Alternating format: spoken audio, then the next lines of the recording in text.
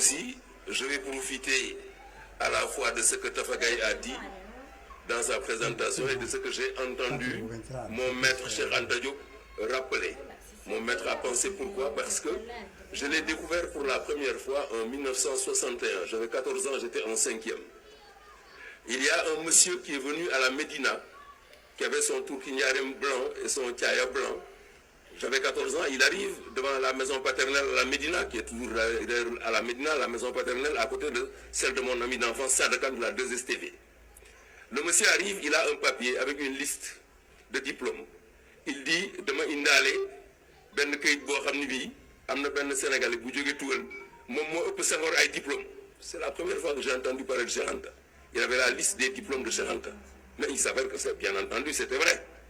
Parce que même récemment, on a rappelé que Cheikh Anta, quand il est arrivé en France, en 2 ans, il a eu sa licence en philo. En 2 ans, il a eu sa licence en chimie. Et philo et chimie. Mais comment est-il possible dans un pays que des gens réussissent en philo et soient nuls en maths ou en physique? Mais c'est qu'il y a un problème pédagogique. Parce que la philosophie, les mathématiques et la physique, mais sont jumelles. Jusqu'à Einstein, les deux marchaient ensemble. Mais la capacité d'abstraction qu'on a en philo, quand on raisonne, mais c'est la même qu'on doit avoir en mathématiques et en physique. Donc s'il y a un problème, c'est un problème pédagogique. C'est ce système débile et médiocre. Et je pèse mes mots dans une entrevue que j'ai accordée il n'y a pas longtemps. Et je l'ai dit, n'est-ce pas? Il a le journal. Et je dis que c'est ce système débile et médiocre dans lequel Cheikh Anta a eu la mention passable au bac. Vous vous rendez compte, Cheikh Anta a eu la mention passable? Mais c'est le système qui est idiot et ignare. Cela ne fait absolument aucun doute. Il y a un problème pédagogique. Donc ça, c'est quelque chose qui est très important. Et quand il parlait des langues, j'ai eu la chance d'aller en Tanzanie. Je constate qu'en Tanzanie, à certains moments, aussi bien les Tanzaniens du continent que les Arabes de Zanzibar, tous ces Tanzaniens-là, dont certaines même étaient voilées, habillés en noir, n'est-ce pas, des Arabes de Zanzibar, tout le monde s'exprime en Swahili en Tanzanie. En Tanzanie, tout est écrit en Swahili, même les panneaux publicitaires. L'école est bilingue depuis la maternelle jusqu'à l'université. Et j'étais heureux de me retrouver dans un pays où le modèle pour lequel Cheikh Anta s'est battu a été mis en application. Aujourd'hui, quel que soit le domaine, comparez les performances du Sénégal à celles de la Tanzanie. Comparez-les sur le plan économique, comparez-les sur le plan social, même en termes d'alternance. C'est un pays où il y a 50% de chrétiens et 50% de musulmans.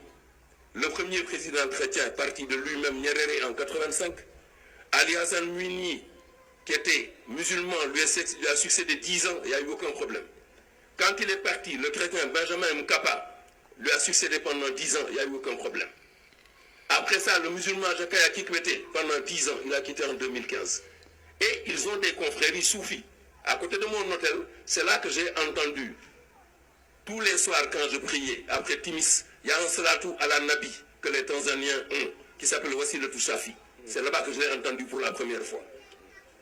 Donc quand je leur parlais, étant donné que moi, je suis cheikh antaïste de toujours et que je pratique ce que je dis, je leur ai expliqué que le code division multiple access, le CDMA, qui est la technologie d'accès qu'utilise Expresso, c'est cette même technologie que les Tidjanes utilisent quand ils font le wazifa, que les mourides utilisent quand ils chantent des chassaïdes, que les chrétiens utilisent quand ils chantent des gospels, n'est-ce pas? Ou bien quand ils chantent des cantiques. Cette technologie qui n'est pas la même que le GSM. Dans cette technologie, tout le monde émet sur la même fréquence. Mais quand tout le monde émet sur la même fréquence, là où nous sommes assis ici, là, si tout le monde parle en même temps, il y a un seuil au-delà duquel, quand on hausse les voix, personne n'entendra plus personne. N'est-ce pas? Donc il y a ce qu'on appelle le contrôle de puissance, le power control. Le contrôle de puissance. Mais quand on n'a pas compris, et qu'on l'a appris, comme tu le disais, et qu'on est le professeur, on a je ne sais quel doctorat, et qu'on récite, n'est-ce pas? Et qu'on a été consacré professeur par le CAMES où mon ami et collègue, le docteur Diallo Diop, a refusé de déposer un dossier. Diallo est parti à la retraite en étant assistant. Moi aussi, je n'y ai jamais déposé de dossier. Parce que le CAMES, c'est quoi? C'est le colonisé africain et malgache de l'enseignement supérieur. C'est pas autre chose. Einstein disait, tu en as parlé tout à l'heure, Albert Einstein a toujours dit qu'il pensait par image. Et j'ai des livres sur sa vie. Les professeurs ne comprenaient pas. Il y a un professeur qui lui disait que sa présence en classe est une insulte. Ça pose le problème de l'intelligence, le problème de la pédagogie. Aux États-Unis, on a identifié 7 formes d'intelligence. C'est le professeur Antonio Damasio à l'université de l'Iowa. L'intelligence relationnelle, Hamnit, qui explique que des derniers de classe deviennent de grands businessmen, n'est-ce pas, ou de grands hommes politiques. Que des premiers de classe échouent en business et échouent en politique, n'est-ce pas. L'intelligence musicale, Sundiulu Sissoko n'a jamais appris le solfège pour jouer de la kora, n'est-ce pas. L'intelligence corporelle, il disait que je suis un sportif, mais la fin de corps, en football ou en handball, parce que je l'utilisais, Tidiane l'utilisait beaucoup, au football aussi, mais la fin de corps, c'est un algorithme que le joueur conçoit en temps réel, à la vitesse de la lumière, et qu'il exécute. Il embarque l'adversaire sur une fausse piste, et puis il change.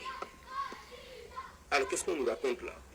Essayer de faire croire aux gens qu'il existerait une bosse des maths, une bosse de la physique. C'est une pédagogie débile. Dans le système anglo-saxon. Et ce que j'appelle système anglo-saxon, ce n'est pas seulement le système où on parle en anglais. Je le disais à mon collègue tout de suite. Les Suisses francophones sont des francophones qui pensent en allemand.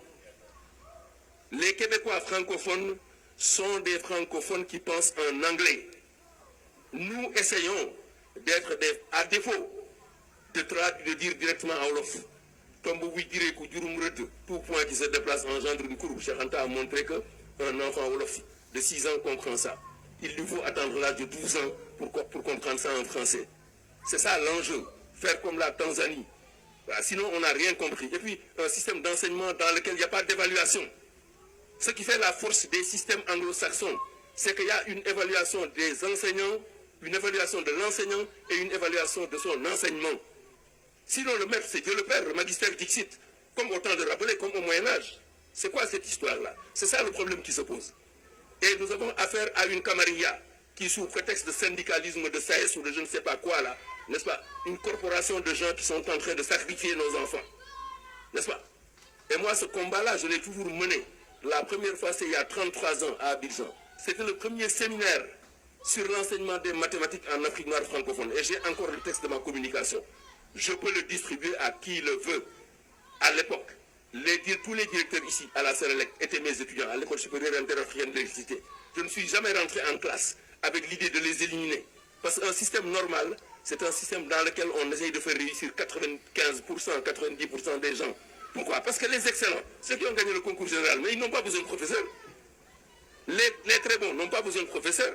Les bons n'ont pas besoin de professeurs. Les assez bons n'ont pas besoin de professeurs. N'est-ce pas? La vraie pédagogie, c'est tirer, n'est-ce pas, ceux qui sont moyens vers le haut. Nous sommes comme les Asiatiques. Nous avons une pensée circulaire.